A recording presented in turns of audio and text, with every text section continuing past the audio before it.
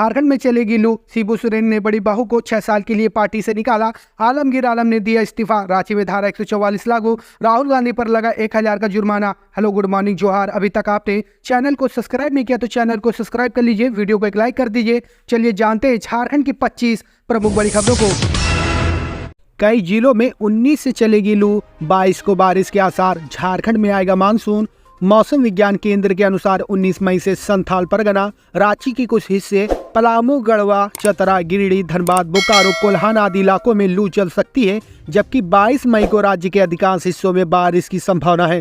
दूसरी ओर 19 से 20 मई को झारखंड के उत्तर पूर्वी इलाकों में दोपहर बाद 30 से 40 किलोमीटर प्रति घंटे की रफ्तार से हवाएं चलेंगी। हल्की बारिश भी हो सकती है। 21 मई को बादल छाए रहने और 22 मई को राज्य के अधिकांश हिस्सों में बारिश की संभावना है। मौसम विज्ञान केंद्र के वैज्ञानिक अभिषेक आनंद के अनुसार आने वाले कुछ दिनों में लू के साथ साथ कई हिस्सों में बारिश भी हो सकती है। केंद्रीय मौसम विभाग का पूर्वानुमान है कि इस वर्ष मानसून 31 मई तक केरला में प्रवेश कर सकता है। इस लिहाजे से झारखंड में इसका प्रवेश 10 से 12 जून तक हो सकता है। मौसम विभाग के पूर्वानुमान के अनुसार मानसून संथाल परगना की तरफ से झारखंड में प्रवेश करेगा। शुरुआत में कमजोर रहने के बाद यह 20 जून से या सक्रिय हो सकता है। इस बार बिहार व झारखंड में रिकॉर्ड तोड़ बारिश होने का अनुमान है।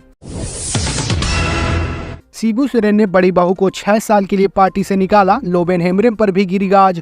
झारखंड में सियासी भूचाल आ गया है। झारखंड मुक्ति मोर्चा के अध्यक्ष शिबू सोरेन ने बड़ी बहू सीता सोरेन सहित विधायक लोबेन हेम्ब्रेम को पार्टी से 6 साल के लिए निष्कासित कर दिया है। सीता सोरेन जामा से विधायक हैं, जबकि लोबेन हेम्ब्रेम बोरियो से विधायक हैं। जेएमएम ने इन दोनों बागी विधायकों को पार्टी से निकालने के लिए अध्यक्ष शिबू सोरेन के आदेश का सहारा लिया। बताया जाता है कि शिबू सोरेन किसी भी बागी विधायक को माफ करने के मूड में नहीं है, वे अनुशासन का डंडा चला रहे हैं। शुक्रवार यानी 17 मई को शिबू सोरेन के हस्ताक्षर से पहला आदेश विधायक लोबेन हेम्ब्रेम के नाम जारी हुआ। बता दें कि लोबेन हेम्ब्रेम पिछले 1 साल से ज्यादा समय से पार्टी के खिलाफ बगावती तेवर अपनाए हुए हैं। वे पूर्व मुख्यमंत्री हेमंत सोरेन के काम काज और स्थानीय नीति सहित एनसीटी एक्ट को कड़ाई से लागू नहीं करने के खिलाफ लगातार सदन के अंदर और बाहर बोलते रहे हैं। हालांकि उस वक्त पार्टी ने उनके खिलाफ कोई कार्रवाई नहीं की थी। दूसरा पत्र शिबू सोरेन की बड़ी बहू और जामा से विधायक सीता सोरेन के खिलाफ जारी किया गया है। इस पत्र में सीता सोरेन द्वारा 19 मार्च को पार्टी से इस्तीफा देने और पार्टी नेताओं पर आधारहीन आरोप लगाने का हवाला दिया गया है। उन पर गठबंधन के खिलाफ दुमका से चुनाव लड़ने का भी पत्र में उल्लेख किया गया है। इसी तरह से उन्हें भी 6 साल के लिए पार्टी की प्राथमिक सदस्यता से निष्कासित किया गया है। झारखंड के मंत्री आलमगीर आलम ने दिया इस्तीफा, ईडी ने किया था गिरफ्तार। झारखंड के मंत्री आलमगीर आलम ने शुक्रवार को यानी कि कल अपने पद से इस्तीफा दे दिया है। उन्होंने अपना इस्तीफा राजभवन को सौंप दिया है। आलमगीर आलम पाकुड़ विधानसभा क्षेत्र से कांग्रेस के विधायक थे। हेमंत सोरेन के इस्तीफे के बाद चंपाई सोरेन द्वारा नेतृत्व संभालने जाने के बाद आलमगीर को दोबारा मंत्री पद दिया गया था। आलमगीर के खिलाफ मनी लॉन्ड्रिंग मामले में प्रवर्तन निदेशालय जांच कर रही है। ईडी ने उन्हें इस मामले में 15 मई को गिरफ्तार किया था। वे 6 दिनों की ईडी रिमांड में हैं। आलमगीर के वकील ने दावा किया कि उनके खिलाफ कोई खास आरोप नहीं है, उनके मामले में कोई प्रत्यक्ष संलिप्तता नहीं है।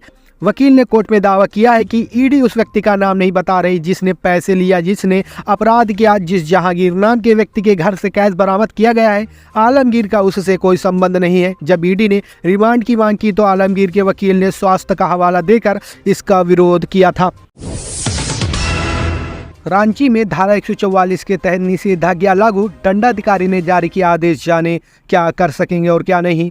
प्रशासन ने धारा 144 के तहत निषेधाज्ञा लगा दी है। इसका आदेश भी जारी कर दिया गया है। शुक्रवार को यानी कि कल प्रशासन की ओर से इस संबंध में जानकारी दी गई है। प्रशासन की ओर से बताया गया है कि रांची लोकसभा निर्वाचन क्षेत्र के रांची सदर अनुमंडल क्षेत्र में निषेधाज्ञा जारी रहेगी। अनुमंडल दंडाधिकारी ने निषेधाज्ञा का आदेश जारी किया है। यह आदेश 4 जून 2024 की रात 11 बजे तक प्रभावी रहेगा। इस दौरान कई चीजों पर रोक रहेगी। रांची जिला प्रशासन की ओर से कहा गया है कि चुनाव के दौरान राजनीतिक दलों एवं प्रत्याशियों की ओर से जनसभा और जुलूस के आयोजन किए जाते हैं। जनसभा एवं जुलूस में सभी दलों के नेता और कार्यकर्ता अपनी शक्ति का प्रदर्शन करते हैं। इससे शांति व्यवस्था और विधि व्यवस्था भंग होने की आशंका बनी रहती है। इतना ही नहीं, चुनाव के दौरान कई बार मतदाताओं को डराने, धमकाने, जाति, सांप्रदायिक और धार्मिक द्वेष की भावना फैलाने के लिए अवांछित एवं असामाजिक तत्व भी सक्रिय हो जाते हैं। झारखंड की राजधानी में कानून व्यवस्था की समस्या उत्पन्न न हो, इसलिए 16 मार्च को चुनाव की घोषणा के साथ ही धारा 144 के तहत निषेधाज्ञा लागू करा दी गई है। शुक्रवार यानी कि कल इसकी अवधि समाप्त होने के बाद अनुमंडल दंडाधिकारी सदर ने इस संबंध में नया आदेश जारी किया है ताकि रांची लोकसभा क्षेत्र में स्वतंत्र, निष्पक्ष एवं शांतिपूर्ण मतदान कराए जा सके। यह आदेश तत्काल प्रभाव से लागू हो गया है और 4 जून 2024 की रात 11 बजे तक लागू रहेगा। झारखंड हाईकोर्ट ने कांग्रेस नेता राहुल गांधी पर लगाया 1000 का जुर्माना।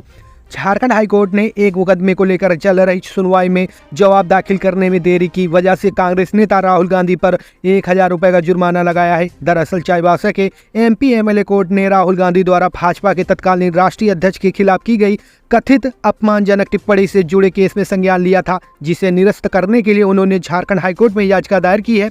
इस याचिका पर पिछले महीने हुई सुनवाई के दौरान हाईकोर्ट ने उन्हें राहत दी थी और चाईबासा कोर्ट में चल रही कार्रवाई पर रोक लगा दी थी। इस मामले में राहुल गांधी को जवाब दाखिल करने को कहा गया था। चाईबासा निवासी प्रताप कटियार नामक शख्स ने राहुल गांधी के खिलाफ दर्ज कराई गई शिकायत में आरोप लगाया था कि उन्होंने वर्ष 2018 में कांग्रेस के अधिवेशन में भाजपा के तत्कालीन राष्ट्रीय अध्यक्ष अमित शाह के खिलाफ अपमानजनक टिप्पणी की थी। राहुल गांधी ने कहा था कि कांग्रेस में कोई हत्यारा राष्ट्रीय अध्यक्ष नहीं बन सकता, कांग्रेस जन किसी हत्यारे को राष्ट्रीय अध्यक्ष स्वीकार नहीं कर सकते, यह भाजपा में ही पॉसिबल है। इस शिकायतवाद पर चाईबासा कोर्ट ने राहुल गांधी के खिलाफ अप्रैल 2022 में जमानती वारंट जारी किया था। इस पर राहुल गांधी की ओर से कोई संज्ञान नहीं लिया गया। इसके बाद कोर्ट ने फरवरी 2024 में उनके खिलाफ गैर जमानती वारंट जारी किया था। इसके बाद वह हाई कोर्ट पहुंचे।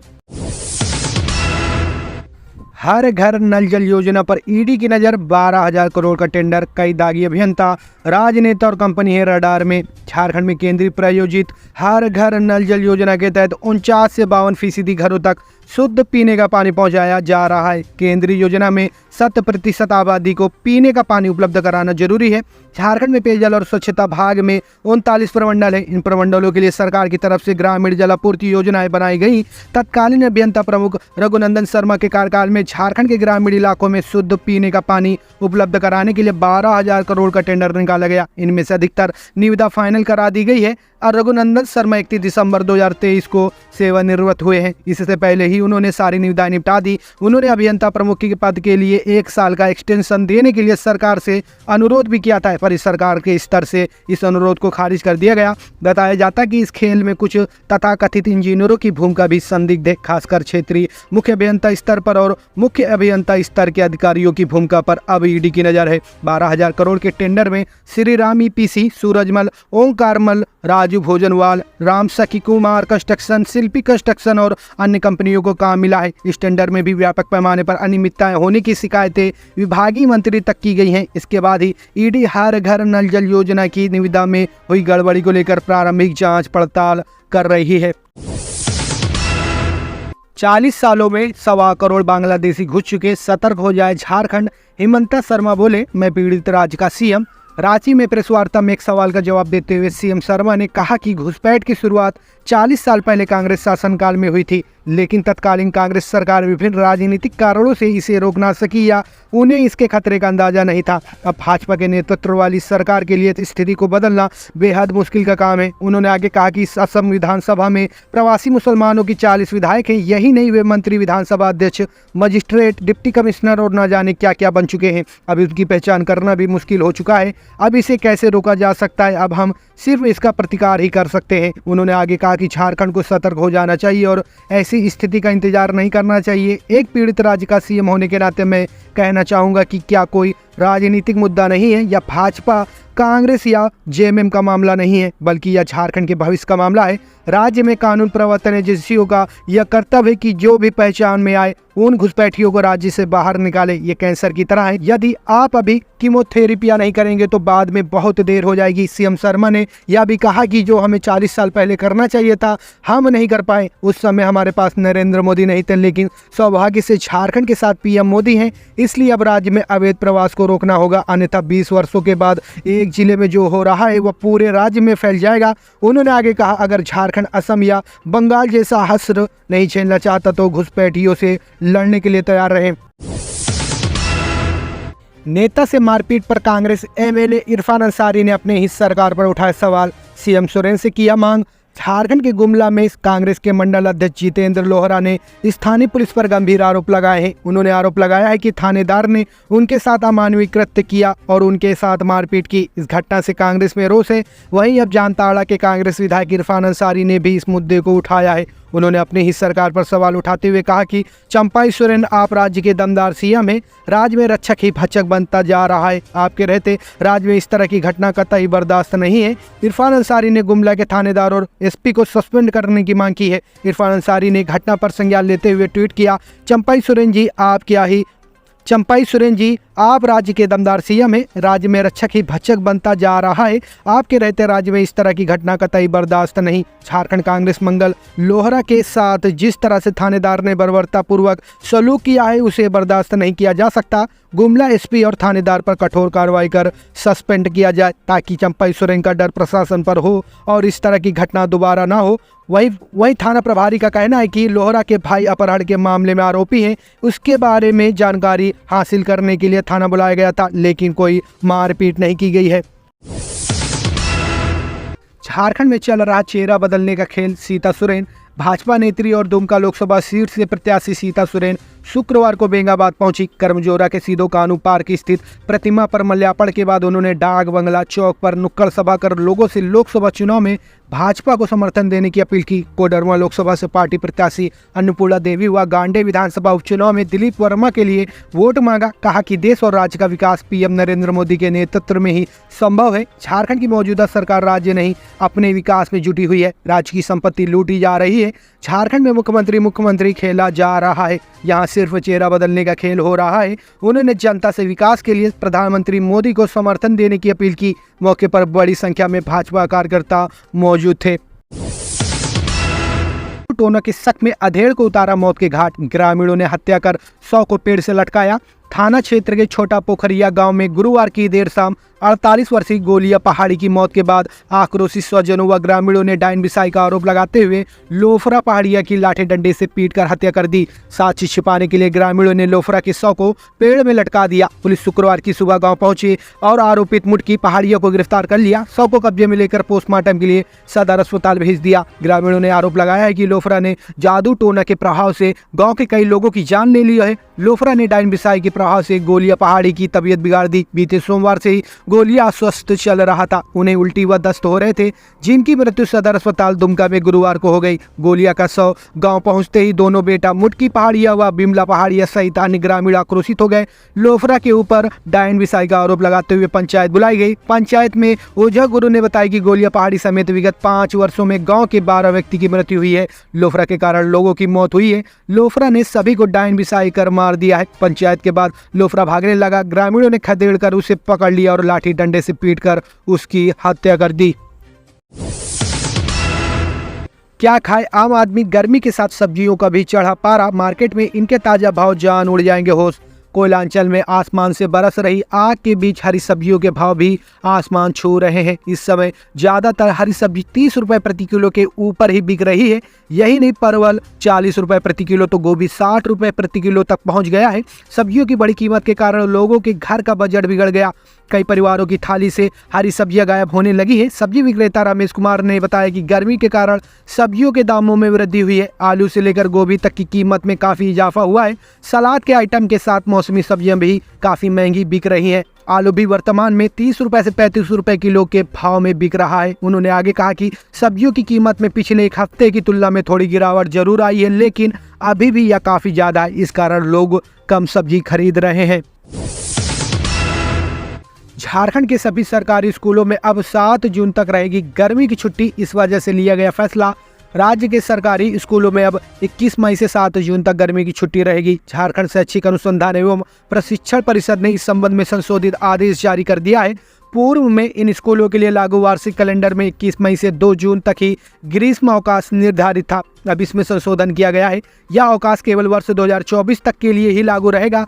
परिषद द्वारा 16 मई को जारी आदेश में कहा गया कि 27 फरवरी 2024 को प्रकाशित अवकाश कैलेंडर में सरकारी स्कूलों के लिए 1 जनवरी से 5 जनवरी तक शीतकालीन अवकाश तथा 21 मई से 2 जून तक गर्मी की छुट्टी निर्धारित थी। विभिन्न जिलों में शिक्षकों से प्राप्त आवेदनों में यह पाया गया कि स्कूल स्तर पर शीतकालीन अवकाश का उपभोग नहीं किया गया है। अवकाश तालिका में यह स्पष्ट किया गया है कि अवकाश कैलेंडर में प्रदत्त अवकाश का उपयोग नहीं किया जाता तो उसका समंजन अन्य अवकाश में किया जाएगा। इस आधार पर इस शर्त के साथ 5 दिनों के शीतकालीन अवकाश का समांजन गर्मी की छुट्टी में करने की अनुमति प्रदान की गई है। उक्त शीतकालीन अवकाश का उपभोग स्कूल स्तर से नहीं किया गया है। बांग्लादेशी घुसपैठियों का सबसे बड़ा सरगना निशिकांत दुबे का आलमगीर आलम पर तीखा हमला। झारखंड सरकार के मंत्री आलमगीर आलम के जेल जाने के बाद गोड्डा से बीजेपी सांसद निशिकांत दुबे ने तीखी प्रतिक्रिया दी है। उन्होंने तंज कसते हुए कहा कि बांग्लादेशी घुसपैठियों का सबसे बड़ा सरगना आज जेल में है। झारखंड सरकार के सभी मंत्री जेल जाएंगे। ईडी की जांच और मेरे अलावा बाबूलाल मरांडी और अर्जुन मुंडा पर रेड करने की विपक्ष मांग कर रहा है। बीजेपी नेता निशिकांत दुबे ने आगे कहा, राज्य सरकार और पुलिस जब चाहे मेरे देवघर आवास पर रेड कर सकती है। मैं देवघर आवास में रहूं या ना रहूं। नरेंद्र मोदी के प्रधानमंत्री बनने के बाद आज भ्रष्टाचारियों का काला धन बाहर आ रहा है। 2014 के पहले ऐसा नहीं होता था। पीएमएलए की एक विशेष अदालत ने मनी लॉन्ड्रिंग मामले की जांच के सिलसिले में ईडी द्वारा गिरफ्तार किए गए झारखंड के मंत्री आलमगीर आलम को गुरुवार को 6 दिनों के लिए केंद्रीय एजेंसी की हिरासत में भेज दिया है। सोलर मिनी ग्रिड से झारखंड के 246 गांव हो रहे रोशन। दुर्गम और सुदूरवर्ती इलाकों में सोलर पावर के जरिए बिजली पहुंचाई जा रही है। जेरेडा ने अब तक 246 गांवों में सोलर मिनी ग्रिड के जरिए बिजली पहुंचा दी है। सबसे अधिक चतरा में 80 गांवों को सोलर मिनी ग्रिड के जरिए बिजली मिल रही है। वहीं साहिबगंज में 42 और पश्चिम सिंहभूम में 54 गांवों को सोलर मिनी ग्रिड के जरिए बिजली दी जा रही है। राज्य में 9 जिलों में अब तक 216 सोलर मिनी ग्रिड स्थापित किए जा चुके हैं। इन ग्रिडों के जरिए बिजली पहुंचाई जा रही है। कुल 3599.20 किलोवाट बिजली का उत्पादन हो रहा है। सबसे अधिक चतरा में सोलर मिनी ग्रिड के जरिए 1414.8 किलोवाट बिजली का उत्पादन हो रहा है। गुमला में 386 किलोवाट और पश्चिम सिंहभूम में 923 किलोवाट बिजली का उत्पादन हो रहा है। मुंडन कराने आरा से देवघर आ रहे श्रद्धालुओं की कार पेड़ से टकराई। 2 बच्चे समेत 5 की मौत, 4 गंभीर। चकाई देवघर मुख्य मार्ग के बसबुटिया गांव के समीप अहले सुबह करीब 4 बजे बिहार के आरा से बच्चों का मुंडन कराने आ रहे श्रद्धालुओं से भरी कार पेड़ से टकरा गई। इनमें 2 बच्चे समेत 3 लोगों की मौत हो गई। 6 लोग गंभीर रूप से घायल हो गए हैं। बताया जा रहा है कि चालक को नींद लगने की वजह से उक्त घटना घटी। मृतक की पहचान आरा जिले के शहर थाना क्षेत्र के नवादा गांव निवासी नागेंद्र राम के 5 वर्षीय पुत्र अभिनंदन कुमार, 5 वर्षीय पुत्री नंदनी कुमारी व नागेंद्र की सास के रूप में हुई है। सास की उम्र 55 वर्ष थी। मृतक महिला दुर्घटना के शिकार हुए बच्चों की नानी थी।